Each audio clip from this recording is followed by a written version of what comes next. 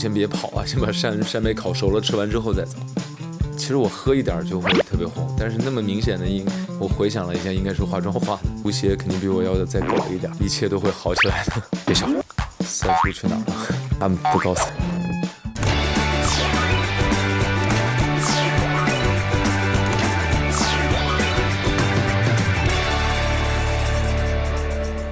朱老师，你今天的造型特别像一个猕猴桃。我坐这之后，我也有这种感觉。那给自己的穿着打个分吧。给今天穿着，配合这个神菊亮了打10分。如果吴邪去相亲的话，你觉得他会怎么介绍自己？他应该不会去相亲吧？他二叔给他拿了那么多照片，他说还不如让二叔他自己去。最近同步追剧的时候，有看到什么印象特别深刻的弹幕吗？有一场的时候，在吼泉里面有好多扇贝，巨型扇贝。然后我看弹幕上好多说你们先别跑啊，先把扇贝烤熟了，吃完之后再走。网友说这是海鲜市场，你想回应点什么？那么多也吃不完呀。那你本人喜欢吃海鲜吗？啊，我喜欢。弹幕还有人说吴邪是人间国王，接近他的人都会被他蛊惑成为他的死忠粉，你认可这样的评价吗？我觉得吴邪善良吧，很善良，然后跟他接触时间长的人，他会给别人一种安全感和信任感嘛。你觉得你是人间国王吗？我不是。剧中有一场你们几个拜把子，然后喝多了的戏，拍的时候是什么样的情况呀？拍的时候就还挺好玩的呀，但因为在里面就是能那么松弛、那么开心的状态的戏也不算特别多啊，所以那场戏大家玩的还挺开心的。当时的脸红是化妆化的吗？其实我喝一点就会特别红，但是那么明显的我回想了一下，应该是化妆化的。那朱一龙本人的酒量怎么样？不咋行。喝一点点就满脸通红吗？啊。重启里有很多吓人的大场面，有哪场戏你看的时候也被惊到了？我就是在重启第1季的时候，有个特别窄的甬道，他们3个铁三角突然一回头之后，后面有好多纸人士兵有皮俑，然后在那个狭窄的那个甬道里面追他们，那场戏还真挺吓人的。有印象特别深刻的道具吗？比如那种仿真的头盖骨？头盖骨还好，就是人手背，那都做的特别细致，人手背还有人皮俑什么的。你本人胆子大吗？那你有玩过鬼屋或者是密室逃脱之类的游戏吗？玩过。在鬼屋那种环境里，你是属于别人怎么吓你都不害怕的那种？不会。拍重启的时候，有哪些事是你第一次尝试的？因为那个题材其实我是第一次拍，整个这种冒险类题材的，而且我们都是实景拍摄，所以身临其境的感觉还挺强的。我看有你骑摩托的滑雪，那个是第一次骑吗？不是，原来拍戏也骑过。你本人平时会骑摩托车吗？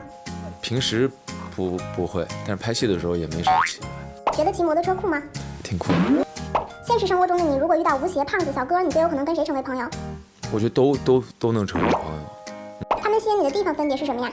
我觉得每个男生就希望有这样2个兄弟吧，这是偏理想化的。有这样2个兄弟，在生活中有胖子这样的一个人，然后也有小哥这样的一个人。如果胖子和小哥同时问吴邪借钱，你觉得吴邪会借给谁？小哥应该用不着，胖子可能能干得出来，对，他肯定会借胖子吧，因为小哥不需要。那胖子借多少钱你会拒绝他？多少钱都不会拒绝他。给自己在重启之极海听雷中的造型打多少分？我觉得这回其实没有太强调造型感，吴邪整体就是比较生活化一点，然后比较能在那个规定情景里面不是很跳的那种感觉吧。你觉得粉丝会给你打多少分？不知道。肯定100分嘛。啊，对。在剧里好多生病的戏份，你有刻意会让自己变得憔悴一点吗？会，因为整个这个戏整个大半段其实他都是处在一个生病的状态，所以气色会比较差一点。对，他那边被疾病折磨，还有个别黑粉去误会他找他麻烦。这姜子钻吗？对，没错，我看到他特别生气。想对那些心疼你的粉丝们说点什么呢？一切都会好起来的。如果能给重启之极海听雷换一个剧名，你觉得叫什么合适呀？三叔去哪儿了？最后三叔找到了吗？那不告诉你。猜一下观众们看到大结局的时候是什么反应？我自己反正演到大结局后面的时候还挺不舍的，我不知道观众会不会也有这种感觉。那让你给最后一集取一个标题的话，你觉得这个标题叫什么合适呢？最后一集我也不知道最后剪成什么样，所以我也不知道最后一集它最后是以一个什么样的方式呈现，就是我现在也是未知数，我现在跟你看剧是一样的。朱一龙的最后一场戏是什么呀？你说我拍的时候最后一场戏，那就早了，那是在11仓的戏份，因为我们拍戏都是跳着拍的。如果吴邪、林南生、景然还有齐衡组团参加选秀的话，你觉得谁会 C 位出道呢？吴邪吧，其他几个好像跟吴邪没有竞争力。吴邪又能说，然后又能聊的，比较放得开一点。如果他们几个参加相亲大会的话，你觉得谁会抱得美人归呀？相亲他们应该都还可以吧。各有优势。你跟吴邪有什么特别像的地方，或者是特别不像的地方吗？跟吴邪特别像的地方啊，都挺执着的吧。然后吴邪肯定比我要的再狗一点。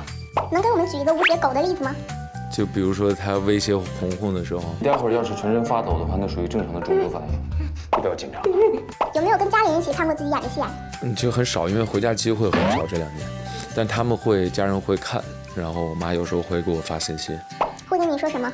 有时候说演得好，有时候说演得不好，有时候探讨剧情之类的。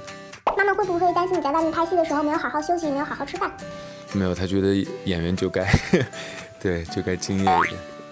我上次去采访林南生的时候，看你在片场一直喝水，那你平时是喝冷水比较多，还是保温杯泡枸杞比较多？我还真不是特别养生啊，我夏天的时候就必须得喝冰水，加冰块的冰水。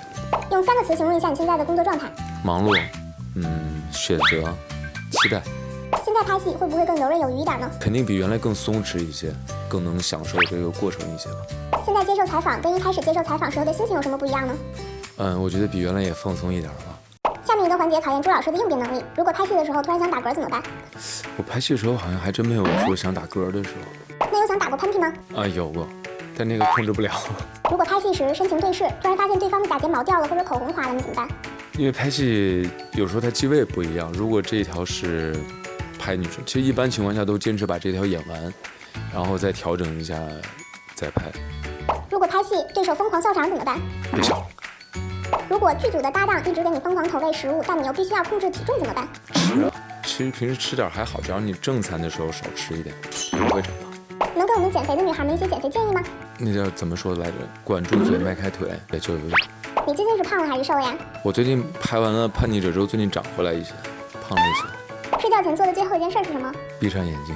那前一件呢？准备闭上眼睛。平均每天刷手机的时间是多久？不太一定。